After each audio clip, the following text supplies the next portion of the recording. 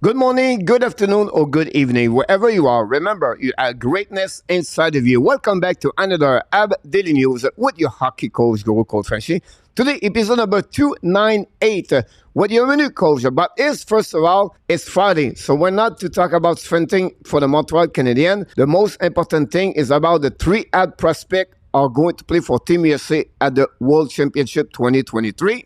Then I want to return for another video about the Coach FRENCHY corners. Finally, today we're going to talk about NHL news and update around the league. But before we start, we invite you, please don't forget to click on the like, subscribe to the Hockey Nation Live Show, leave me comments about this episode.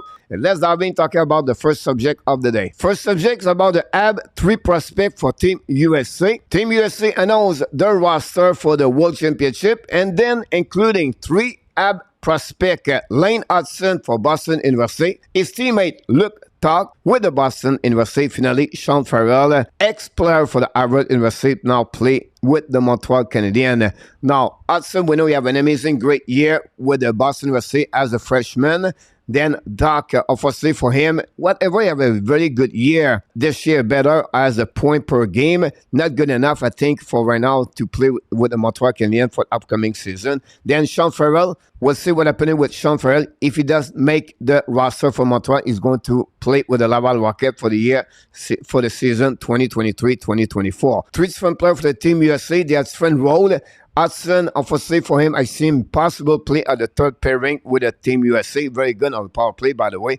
Luke Talk, a really minor role, extra forward for the Team USA. If Sean Farrell return with Team USA for the second year back-to-back, now he's going to be a bigger role this year with the Team USA. Now, I have other news for the Montreal Canadiens. They have to sign different players right now before some different date. First of all, Frédéric Dichaud and the goaltender Bedic have to sign a contract before June 1st. We know Dichaud have a really difficult year this year and the SHL as a backup number 2. He did not deliver what his expectations are for the Montreal Canadiens. I'm not sure with the signature with Tobes could push out Dichaud, but the Montreal Canadiens need an agreement with Dichaud before the June 1st. Same situation with the other goaltender, Bedic. Now him, he signed contract last year, a professional contract minor, played with the 12-year Lion and East Coast Hockey League, play a couple of games with the Laval Rocket when Primo was called up or on the injury list. I believe he's going to stay with the Montreal Canadiens. He's going to have an agreement. Now, he could stay as a minor professional contract one more year and play with the Laval Rocket or with the 12-year Lions and the East Coast Hockey League. He's a really young goaltender. He's only 21 years old, going to turn 21 for the upcoming season. Sand is a different player. He's a 27 years old, was involved with a trade with the Pittsburgh Penguins for Nick Bonino. Montreal got him in return when he retaining a 25% contract of Nick Bonino. Unfortunately, I don't think he will stay with the Montreal Canadiens. The last 2 years, he played in the SHL, never played around in a professional in North America. I don't think they're going to have an agreement between the Montreal Canadiens and him. He has to sign the contract before June 30. Now, finally, Jack Gorniak is a different case, dropped by the Montreal Canadiens 4th round in 2018, played the last couple of years with the Wisconsin Badger. He finalized his last season in the NCAA, have to sign a contract before August 15. I don't see any agreement between both. Corniak is going to become a UFA, possible to sign a contract in the American Hockey League or play an European League hockey professional for the upcoming season 2023. That's conclude, guys, all the subject for the signature. But I have more news because I want to talk about Josh Molson interview. The owners of the Montreal Canadiens talk about two different cases. I just want to mention a resume what he talk about. He talk is really important for Ken Hughes and his staff to figure out the injuries. With many injuries they got in the last 2 years, it's impossible. The Montreal Canadiens could become a solid team in NHL. There's something we need to figure out. At least we need to study and make some research, figure out what is the best for the Montreal Canadiens for limited the injuries.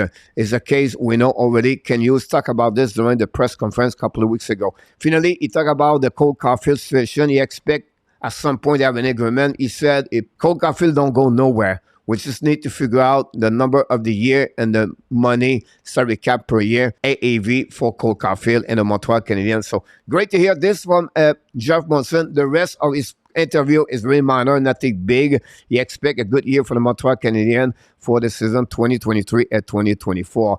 My last subject is because you have a lot of rumor now and around the Montreal Canadiens. Pierre-Luc Dubois and many other players trade at la Kirby Dock. And many people talk about possible, or the rumors said possible Arber Xhekaj could be involved with some kind of trade proposal for the Montreal Canadiens. I can promise you one thing, Xhekaj goes nowhere. I'm telling you again, Xhekaj still with the Montreal Canadiens. With Xhekaj, I don't see any movement about this players. So this concludes, guys, all the subject I have for the Montreal Canadiens. Let's move on now. My second subject of the day. My second subject of the day, guys, about the Coach Frenchy corner. Today, I want to talk about 80% of the time in NHL, they play around the 3 feet from the wall. That's pretty amazing. And I think that's something youth hockey players and the coaches, they should teaching them to learn more how to protect the puck or how to play the wall now when they play hockey. Here a video I want to talk about is Edmonton ran the puck to Yamamoto all the way to other side, pinched by the Edmonton. Now try puck around the net. Again, to see how they protect the puck, how they move their feet around and they return the puck, they're cycling. This one is how they protect the puck to the wall and how they're going to get out. Another great play right away here. And finally, at the end of this video, we're going to see another play where Edmonton is going to go inside entrance and then go around and pass the puck around, protect the puck again, and make another play from the D. And that's what I'm talking about. Because you protect the puck well, because you play well around the wall, you create other option from your other teammate on the open space to maybe a one-timer shot or pass and they reset their play on the offensive side. So it's really important now, if you play on offensive to protect the puck to the wall, or on the defensive the same way. It's how you use your skate, how you use your body, it's how you use your stick. 3 elements important for any player play in any shell or play in any level. I just want to sharing this with you, and I would suggest for any you coaches, make a drill every single time you practice about play from the wall or against the wall on different position, it's different ways. Please leave me a comment, tell me what you think about the 80% around the wall. So let's move on for my last subject of the day. My last subject of the day is about the NHL news and update.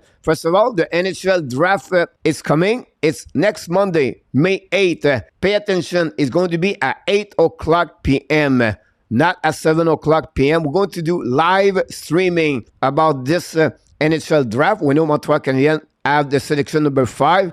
And possible they could win, finish first for Connor Bedard, or finish second. But firstly, they could, of course, drop to 6 and 7. All depends who is going to win the NHL Draft Lottery 2023. I'm going to be coming with another video, guys, the next couple of days about how the lottery works in NHL. Not many of you knows how many balls you need to win a lottery. You need 4 different balls ping pong to win the lottery. What? Again, stay tuned, guys. I'm going to make another video for you to understand how the NHL draft works. Then my next news about the Norris Trophy. 3 different nominations. Adam Fox for the New York Rangers. Kel McCall, the winner of the Norris Trophy last year for the Colorado Avalanche. And Erik Karlsson from the San Jose Sharks.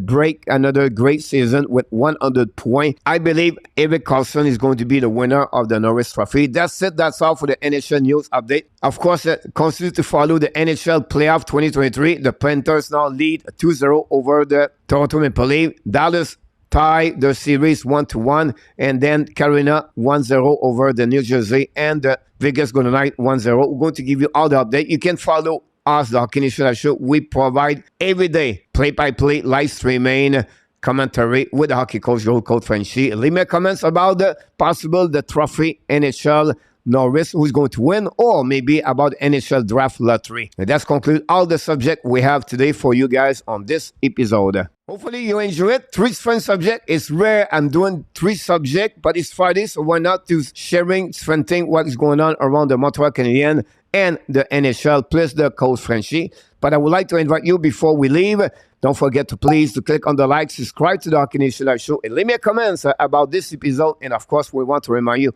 you have greatness inside of you, and we wish you an amazing, great, blessing day, everybody.